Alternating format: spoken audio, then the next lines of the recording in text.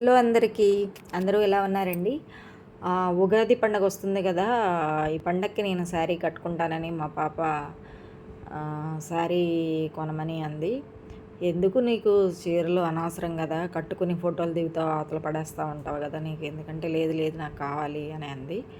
సర్లే అనేసి తను ముచ్చట పడుతుంది కదా అని మీషోలో ఒక చీరని బుక్ చేశామండి. మీషోలో చీరలు రేటు చాలా తక్కువగా ఉంటాయి, చాలా బావుంటాయి అని మా ఇంటి దగ్గర వాళ్ళు అన్నారండి. సరేలని మొదటిసారి బుక్ చేశాను. తీరా చీర వచ్చాక చూస్తే కలరు, క్వాలిటీ చాలా బాగుందండి. నేను బుక్ చేసిన కలరే సేమ్ కలర్ వచ్చింది. చీర చాలా బాగుంది. ఇదిగోండి, ఇదేమో బ్లౌజు. ఆ బ్లౌజుకి కూడా లేస్ ఇచ్చాడండి. ఆ వైట్ లేస్ రావడం వల్ల చాలా అందంగా ఉంది శారీకి కూడా. చాలా బాగుంది. చాలా లైట్ వెయిట్‌గా ఉంది. చాలా బాగుందండి శారీ అయితే మాత్రం. ఇలా శారీ వచ్చిన తర్వాత మొత్తం ఇలా చెక్ చేయడం అలవాటండి నాకు. శారీ అంతా చెక్ చేసుకోవడం.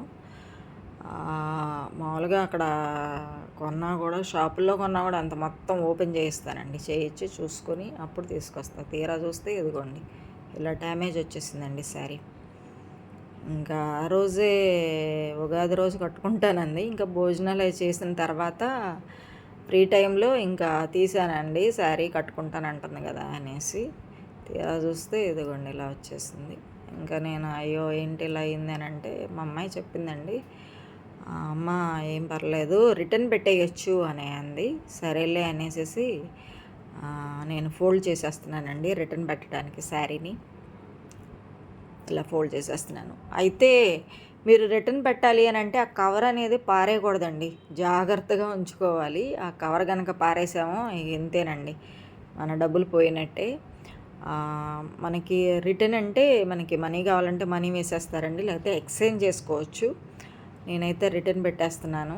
ఇంకా పండగ రోజు అలా జరిగింది కదా అనేసి మొదటిసారి నేను పెట్టాను. మొదటిసారి ఇలా జరిగిందండి.